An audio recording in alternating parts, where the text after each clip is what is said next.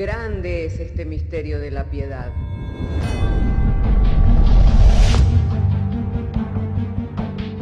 Si se destruyeran los fundamentos, ¿qué ha de hacer el justo? Porque con un solo sacrificio hizo perfecto para siempre a los santificados. Justificados por la fe, tenemos paz para con Dios. Juntamente con Él nos resucitó y nos hizo sentar en los lugares celestiales con Cristo Jesús. Fundados Y firmes en la fe, tenemos paz para con Dios. Bienaventurados los pobres en espíritu, porque de ellos es el reino de los cielos. Bienaventurados los que lloran, porque ellos recibirán consolación. Bienaventurados los mansos, porque ellos recibirán la tierra por heredad. Bienaventurados los que tienen hambre y sed de justicia, porque ellos serán saciados. Bienaventurados los misericordiosos, porque ellos alcanzarán misericordia. Bienaventurados los de limpio corazón, porque ellos verán a Dios.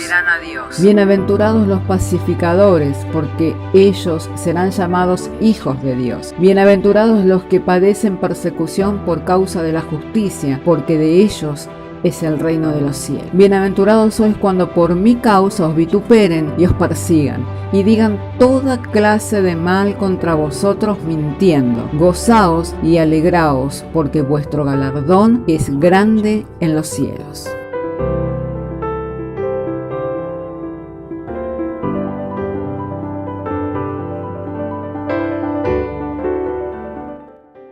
Filipenses capítulo 1, verso 15, damos lectura y lo hacemos en el nombre del Padre, del Hijo y del Espíritu Santo. Algunos, a la verdad, predican a Cristo por envidia y contienda, pero otros de buena voluntad. Los unos anuncian a Cristo por contención, no sinceramente, pensando añadir aflicciones a mis prisiones. Pero los otros por amor, sabiendo que estoy puesto para la defensa del Evangelio. Que pues que no obstante, de todas maneras o por pretexto o por verdad, Cristo es anunciado, y en esto me gozo y me gozaré aún, porque sé que por vuestra oración y la suministración del Espíritu de Jesucristo, esto resultará en mi liberación, conforme a mi anhelo y mi esperanza, de que en nada seré avergonzado.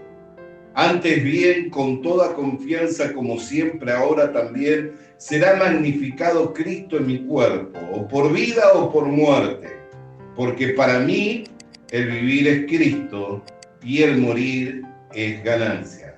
Mas si el vivir en la carne resulta para mí en beneficio de la obra, no sé entonces qué escoger, porque de ambas cosas estoy puesto en estrecho, teniendo deseo de partir y estar con Cristo, lo cual es muchísimo mejor, pero quedar en la carne es más necesario por causa de vosotros, y confiando esto sé que quedaré, que aún permaneceré con todos vosotros para vuestro provecho y gozo de la fe. Hasta aquí damos lectura, ¿no? Meditaba en esta palabra y mi meditación era cómo glorificar a Cristo por medio de la muerte, ¿no? Porque Pablo lo habla y dice, ya sea o por vida o por muerte, Cristo será glorificado en mi cuerpo, ¿no? Cuando uno tiene la esperanza de la resurrección y de la vida eterna, se va a la presencia del Señor en gloria. Por eso es que la Escritura nos habla diciéndonos con seguridad, con firmeza, que a los ojos de Dios es agradable la muerte de los santos. ¿Por qué?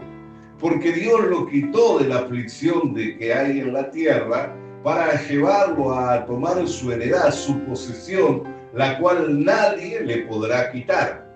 Aquí nosotros podemos tener bienes de este mundo, pero sabemos que un día de esos bienes nos vamos a tener que desprender, ya sean afectos, cosas materiales, de esas cosas, un día vamos a tener que desprendernos de ellas. Pero hay cosas de las cuales no nos desprenderemos jamás, y es la gloria con la cual nosotros vivimos. ¿Cuál es nuestra gloria? Cristo es nuestra gloria. Y de Cristo no podemos ser separados. No hay nada ni nadie que nos pueda separar del amor de Dios que es en Cristo Jesús.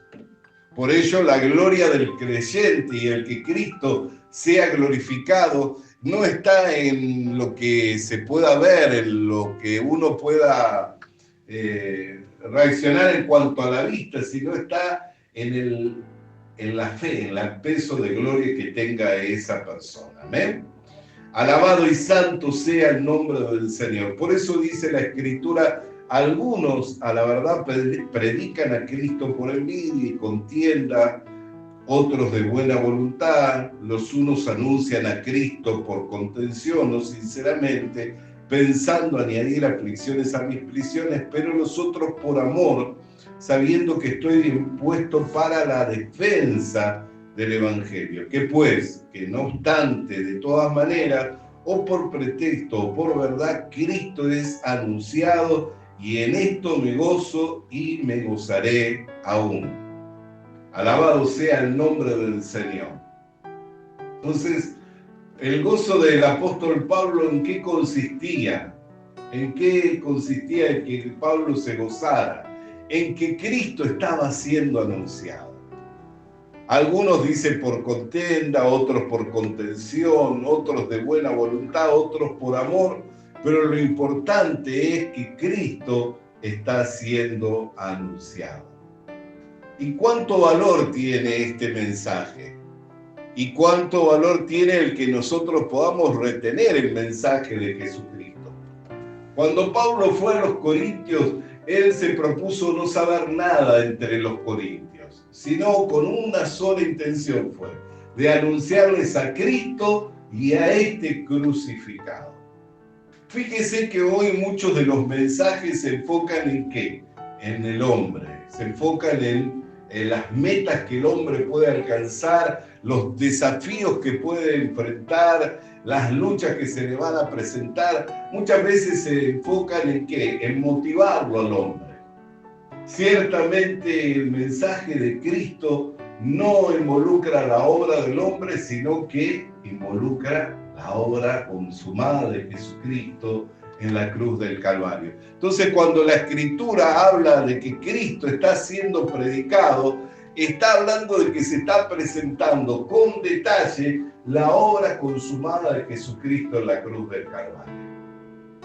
Para los primeros discípulos, la predicación consistía en anunciar a Cristo muerto y resucitado. La predicación de los primeros discípulos consistía en anunciar el Evangelio, no en motivar a los creyentes ni en alentarles, sino en anunciar el Evangelio. ¿Por qué? Porque el Evangelio es poder de Dios. Si nosotros hemos vencido aún a la muerte, ¿qué cosa no enfrentaremos en victoria? Si el postrer enemigo del hombre, que es la muerte, ya está vencido, si el postrer enemigo del hombre, que es la muerte, ya está vencido, entonces, ¿qué cosa no enfrentaremos y en ello tendremos la victoria? Por eso no necesitamos más que afirmar nuestro corazón en la gracia, no necesitamos más que fundamentar nuestra fe en la obra consumada de Jesucristo en la cruz del Calvario, y esto nos tiene que ser suficiente. Esto nos tiene que ser suficiente y provechoso para nuestra alma.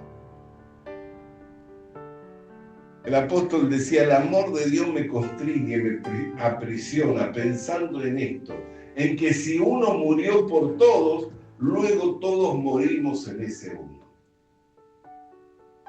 Hermano querido y hermana querida, cuando nosotros meditamos en que en la cruz del Calvario han sido lavados perfectamente nuestros pecados y nos ha sido abierto un camino nuevo y vivo, con acceso con confianza a la presencia de Dios, esa meditación nos tiene que llevar a que nos fortalezcamos en nuestro corazón, en que nos gocemos, porque lo que nos era imposible para nosotros, Dios lo hizo posible por medio del Señor Jesucristo. Por eso es que la Escritura dice que en Cristo ya estamos completos. ¿Qué es lo que le faltaba al hombre? Religarse con Dios. El hombre, cuando estaba en el principio en el huerto del Edén, ¿cómo estaba en su relación para con Dios? Tenía una relación plena con Dios. Podía sojuzgar, señorear sobre la tierra, lo cual no era algo sencillo, porque usted puede decir, bueno, la verdad que el trabajo de Adán tal vez no era tan difícil, pero no, era un trabajo difícil. Y era el trabajo ¿para quién? Para alguien que fue creado en debilidad. ¿Por qué? Porque fue creado del polvo de la tierra. Usted el polvo de la tierra lo guarda cuando lo ve en la calle, lo junta, lo lleva como algo valioso. Al contrario, lo barre, lo desecha, ¿no? El polvo de la tierra. ¿Y de qué fue formado el hombre? Del polvo de la tierra. Todo fue hecho por la palabra de Dios, pero el hombre fue formado en debilidad. Por eso cuando meditaba el salmista decía, ¿qué es el hombre para que tengas memoria de él? ¿O el hijo del hombre para que te acuerdes de él? Le has hecho menor que a los ángeles. Sin embargo, tienes memoria de él y te acuerdas de él y siempre le tienes presente. ¿Qué es el hombre? Meditaba el salmista. ¿Cómo hace un hombre de una contextura física de 1,70 m para sojuzgar un animal de miles de kilos? Como el elefante. ¿Cómo hace? Hoy por hoy nosotros tal vez tenemos la tecnología, tenemos la ciencia, podemos dominarle con una descarga eléctrica, con un dardo adormecedor. Pero Adán en aquel momento no tenía nada de todo eso. Sin embargo, llamaba al león y le decía, tú te vas a llamar león, y hasta el día de hoy se llama león. Y el león venía, las aves del cielo, y tenía control sobre todas las cosas. Sin embargo, le había creado del polvo de la tierra, en debilidad. Pero ¿qué era lo que lo hacía fuerte a Adán? El poder de Dios. Lo que lo hacía fuerte a Adán era el poder de Dios, la sabiduría de Dios, la ciencia de Dios, que estaba en perfecta comunión con Dios, que Dios había dicho que él señorearía y sojuzgaría sobre la tierra. Al dar Dios la palabra que él señorearía y sojuzgaría la tierra, ese hombre que fue formado en debilidad porque fue creado del polvo de la tierra, tenía todo el poder por causa de la palabra que Dios había salido, que la palabra que había salido de la boca de Dios. Tenía todo el poder por causa de la palabra que había salido de la boca de Dios, pero todo ese poder, toda esa fortaleza, toda esa gloria, toda esa sabiduría lo pierde allí en el huerto del Edén. Por eso el capítulo 5 de Apocalipsis dice, digno es el Cordero de tomar la gloria, la honra, el poder, la fortaleza, la sabiduría, las riquezas, la alabanza. Hace mención de un montón de atributos y virtudes que nunca Jesucristo las perdió, porque Él estaba con el Padre en esa gloria y dejó esa gloria y tomó y se vistió con un cuerpo de carne semejante al de nosotros y se hizo siervo del hombre y obediente a Dios hasta muerte y muerte de cruz. Participó de carne y de sangre para ser el autor de eterna salvación. Y lo que el hombre perdió en el huerto del Edén, el poder, la honra, la gloria, la sabiduría, la fortaleza, lo recobra Jesucristo. Por eso dice, digno es el Cordero de tomarlo. Lo recobra el Señor Jesucristo, pero no porque Él lo haya perdido, sino porque el hombre lo perdió en el huerto del Edén. Lo recobra Jesucristo para entregárnoslo a nosotros, la iglesia. Por eso es que en Cristo estamos completos. Y así como Adán sojuzgaba y señoreaba por causa de la palabra que Dios había dado, así como Adán tenía el poder, la sabiduría y la fortaleza, porque aunque había sido formado en debilidad, Dios lo capacitaba mediante la palabra que Él había dado y a través de esa relación, a través de ese vínculo, porque lo había puesto allí como Señor del huerto del Edén, así también hoy nosotros, por nuestra relación con Cristo, hermano querido, tenemos toda autoridad en la tierra y tenemos toda autoridad en los cielos, porque con Cristo nosotros somos más que vencedores. Alabado y santo sea el nombre del Señor. Por eso meditar nosotros en la muerte, la resurrección de Jesucristo, en formar parte del cuerpo de Cristo, en ser uno con el Señor, nos tiene que llevar a tener contentamiento. No pongamos la mira en las cosas de la tierra, ni las cosas que se ven, porque esas no son las que permanecen, sino que las que permanecen son las que no se ven. Alabado y santo sea el nombre del Señor. Por eso es que meditando nosotros en que recobramos lo que el hombre perdió, que es esa relación con Dios. Y a Adán no le llamó hijo, sino que le llamó varón.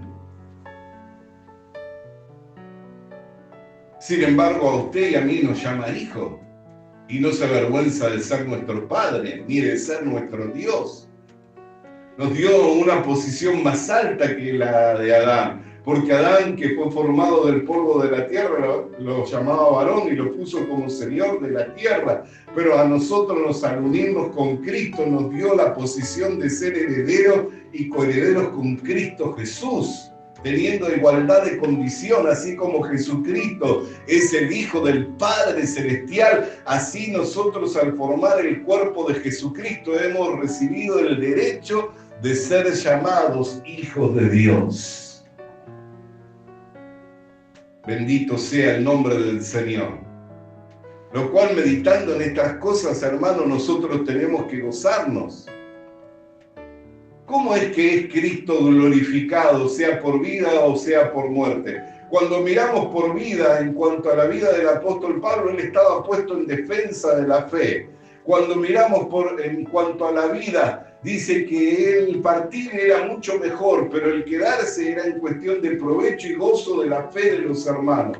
Todavía sabía que iba a estar un tiempo más para el provecho y para el gozo de la fe de los hermanos, porque tenía algo más que aportarles. Tenía algo más que añadirle a la fe de los hermanos.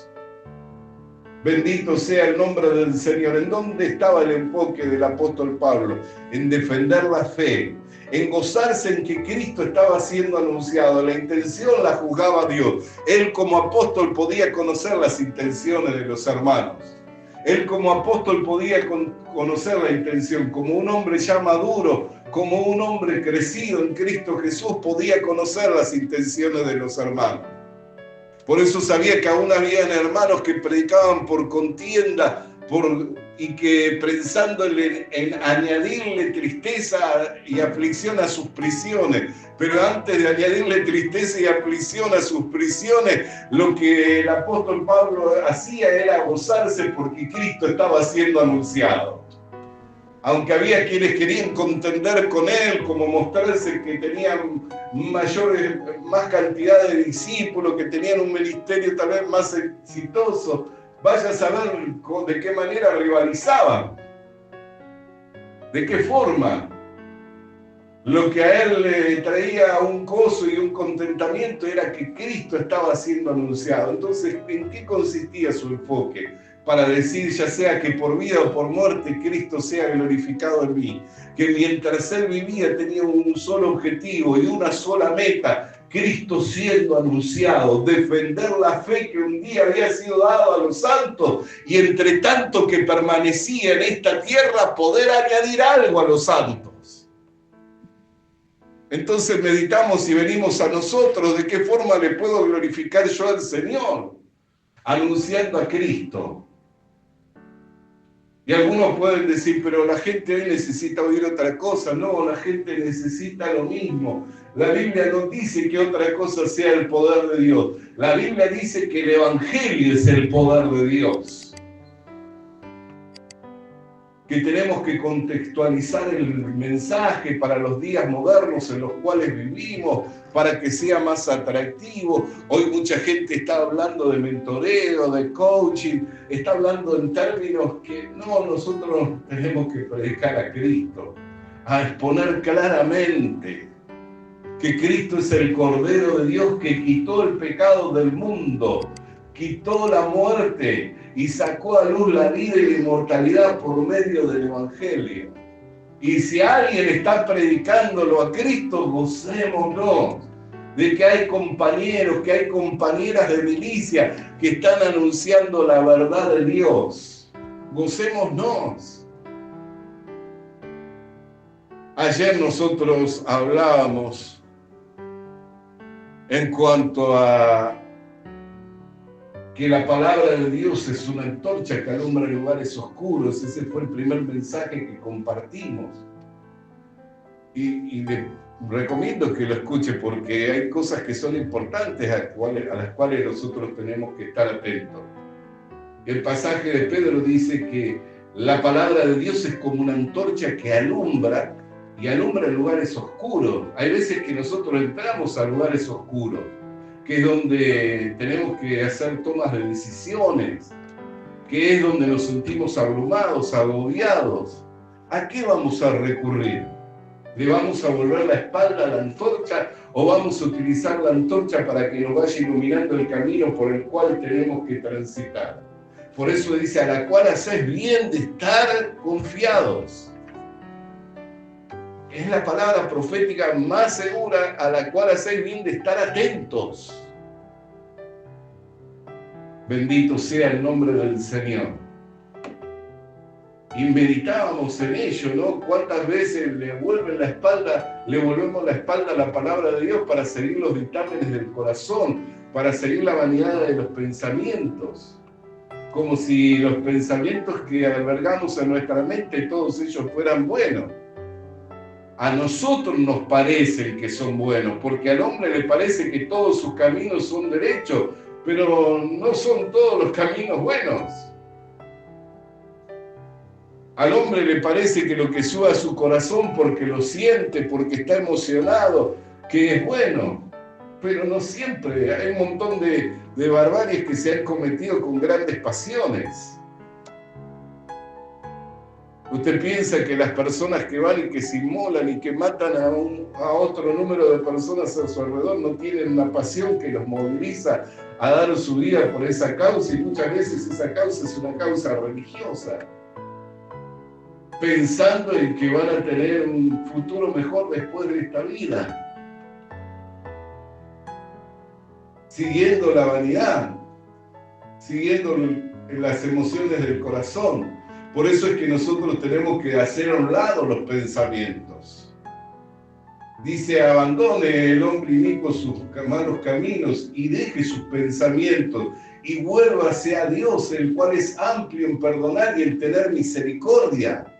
Porque los caminos de Dios son más altos que los caminos del hombre, así como los pensamientos de Dios son más altos que los pensamientos del hombre.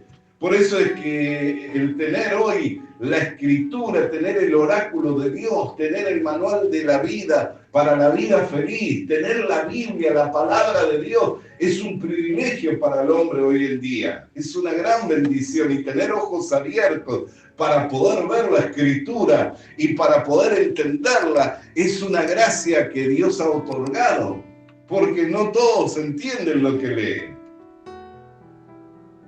Dice que en una oportunidad un hombre principal de la reina de Candace, un hombre que era un hombre como administrador, era un hombre bárbaro. Por eso era que era el principal administrador de los bienes de la reina de Candace, de todo un reino.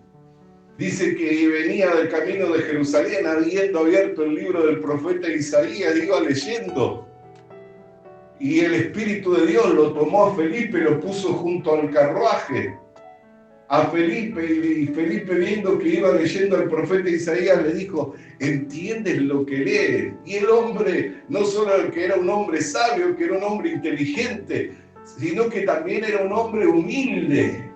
porque dijo, ¿cómo voy a entender si no hay quien me lo explique? Y subió con él, comenzó a explicar desde el siervo sufriente del profeta Isaías. Llegaron a un punto en el cual había agua y dijo, ¿qué impide que yo haga profesión de mi fe, bautizándome y declarando que todos mis pecados ya fueron lavados? Y dijo, nada te lo impide. Descendieron los dos para que él fuera bautizado, y el mismo poder que lo tomó a Felipe para llevarlo junto al carro, lo tomó para devolverlo a Samaria, donde estaba habiendo un avivamiento. El mismo poder lo tomó. Bendito sea el nombre del Señor. Por eso es que tener ojos abiertos para poder ver la Escritura. Hay gente que uno le habla y le dice, sabes que todos tus pecados ya fueron lavados, que todas las cosas fueron reconciliadas para con Dios mediante el sacrificio del cuerpo del Señor Jesucristo, por lo cual ya no hay nada que sea inmundo en sí mismo, porque todas las cosas ya fueron santificadas. Dice, no.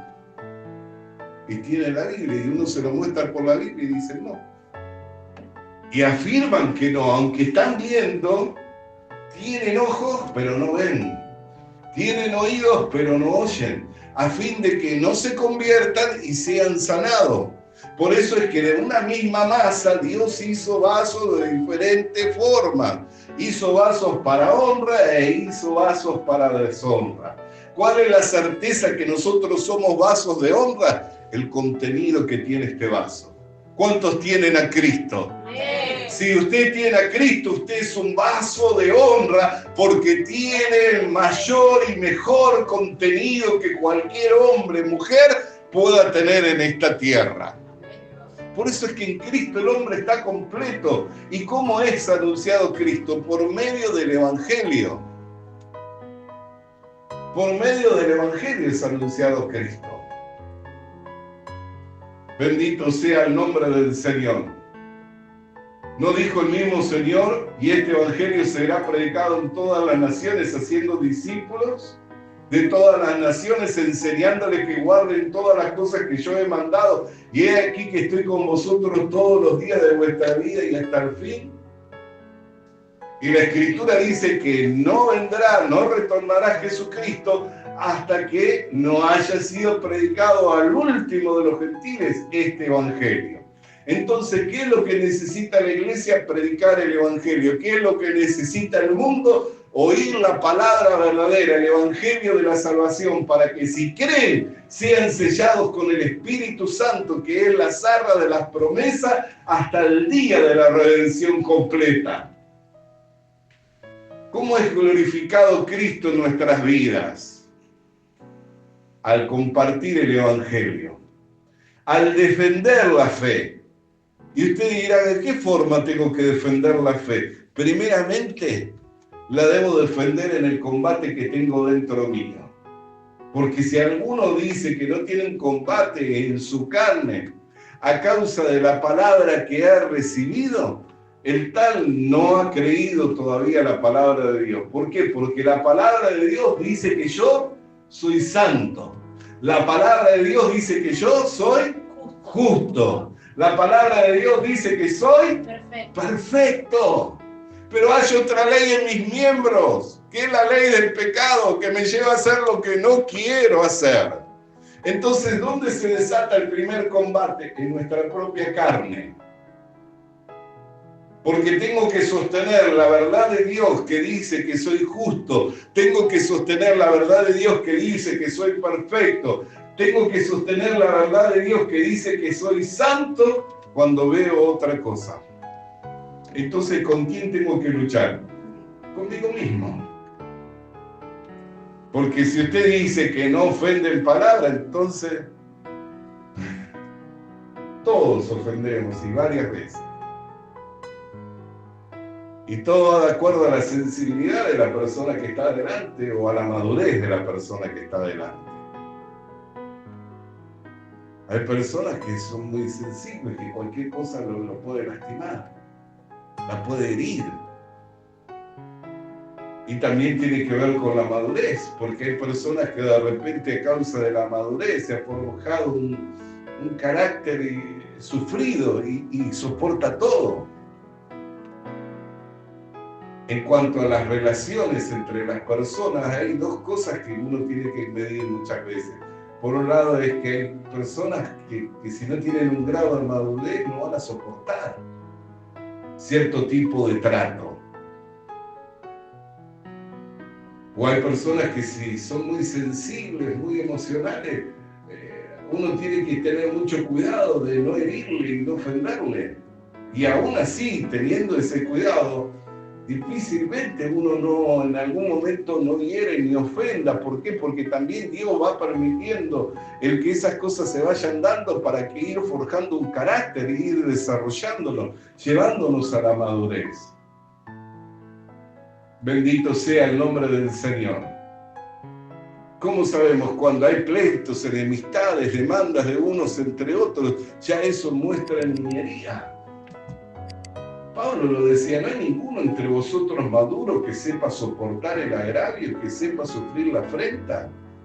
Pero no solo es malo el que no haya ninguno entre vosotros maduro para soportar esto, sino en que se ofenden unos a otros, se lastiman unos a otros.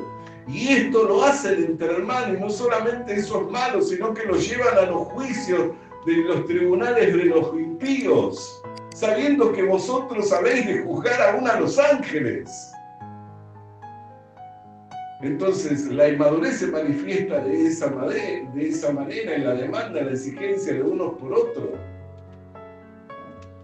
La persona que es demandante de otro muchas veces es una persona inmadura. ¿Por qué? Porque la persona madura, más que demandar, se brinda.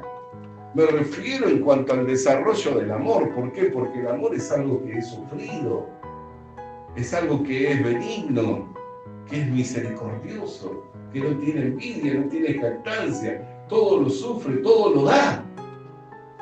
Alabado sea el nombre del Señor. Entonces, la defensa de la fe, la primera línea de batalla, la tenemos en la carne propia. Luego, ¿sabe dónde? En donde se habla de fe. ¿Dónde se habla de fe? En la iglesia. Ahí tenemos la segunda línea. La primera línea en la carne. La segunda línea en la iglesia, porque en la cancha no se habla de fe, se habla de fútbol. En el bar no se habla de fe, ¿no? Se habla de fútbol, de política. Entonces, la segunda línea de defensa es en la iglesia. Usted si pronuncia que usted es justo, que es santo, que es sin pecado, le van a decir que usted está loco, que es secta. No le van a decir que es cristiano. Sin embargo, hay una paradoja, porque si yo digo que soy cristiano y digo que soy pecador, ¿qué comunión tiene Cristo con Belial? Si yo digo ser cristiano, lo primero que tengo que decir o afirmar es que soy justo. Porque si no digo que soy justo y digo que soy pecador, Cristo con Belial no tiene comunión, entonces Cristo no tiene conmigo comunión. Y la tercera línea de defensa es en el mundo. Fíjese cómo es el campo. Primeramente en nosotros, luego en nuestro entorno más cercano, que es la familia, la iglesia, y luego en el mundo. Y ahí es donde nosotros tenemos que presentar argumentos. Ahí es donde nosotros tenemos que presentar argumentos en defensa de nuestra fe.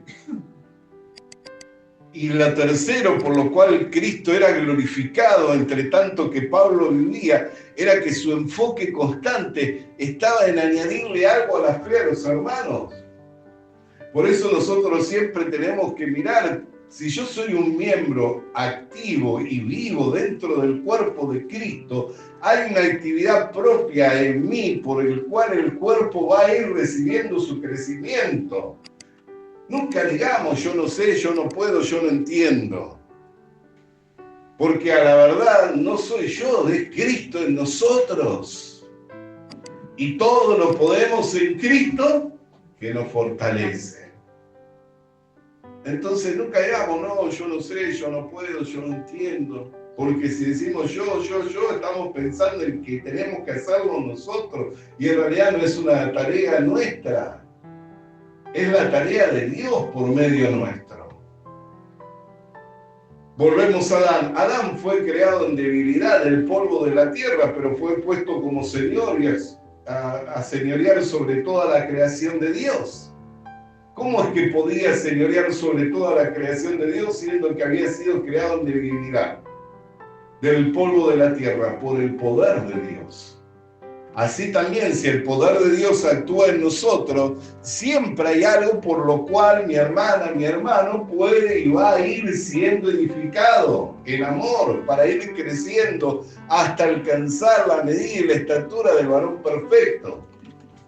Ya sea por vida o por muerte, Cristo sea glorificado en mí. Hemos explicado cómo es Cristo glorificado por muerte, reteniendo hasta el final la fe. Y ahora hemos explicado y hemos compartido cómo es Cristo glorificado por vida. Cristo es glorificado por vida cuando ese creyente, cuando ese hijo de Dios, cuando esa hija de Dios lo presenta a Cristo claramente, con su obra consumada en la cruz del Calvario. Cuando combate para defender la fe que un día le fue dada a los santos, y cuando tiene la comprensión clara que por su actividad siempre va a tener algo, por lo cual la iglesia va a ir edificándose en amor, porque ella también es un miembro vivo del cuerpo de Cristo. Y la Biblia dice que por todas las coyunturas que están unidos los miembros de este cuerpo, van recibiendo el crecimiento para ir edificándose en amor, para ser un templo santo de Dios. Alabado y santo sea el nombre del Señor. Hermana querida y hermano querido, por vida o por muerte, que Cristo sea glorificado en nosotros. Entre tanto que estamos en esta tierra, tenemos un provecho por el cual la iglesia va a ir siendo edificada en amor, y combatamos la buena batalla de la fe, entendiendo que la primera línea de defensa se encuentra en nosotros, luego se encuentran en los que hablan de la fe, y por último en el mundo, hermano querido. Alabado sea el nombre del Señor. Y comprendamos, hermano amado, y comprendamos, hermana amada, que siempre hay una actividad propia por la cual yo voy a traer una bendición y un aporte al cuerpo de Cristo, lo cual es la iglesia. ¿Cuántos dicen gloria a Dios? ¿Cuántos dicen aleluya? Bendito sea el nombre del Señor. Vamos a estar de pie para orar, dando gracias al Señor por su palabra que nos fuera enviada en esta mañana, en el poder del Espíritu Santo. Y vamos a ir preparando nuestros corazones para oír, para recibir, aleluya, lo que hoy el Señor tiene mediante el servicio de la Santa Cena para nosotros. Bendito sea tu nombre, Cristo Santo. Bendito sea tu nombre, Cristo Santo. Aleluya. Te alabamos, Cristo de la gloria. Te adoramos, oh, bendito sea tu nombre. Dele gloria, dele honra. Alabe el que vive, hermano querido. Alabe al que vive, hermana querida. Regocíjese en la presencia del Señor, sabiendo de que su vida se encuentra completa en Jesucristo, sabiendo que no tiene falta de ningún bien, sino que con Cristo hemos sido bendecidos. Aleluya.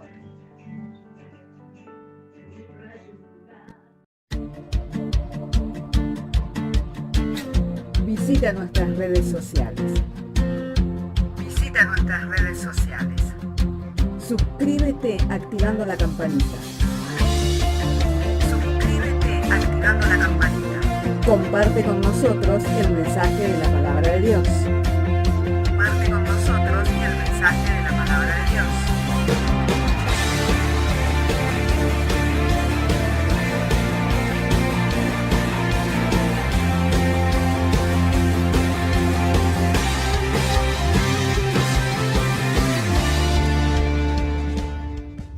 Le animamos a que consiga una Biblia,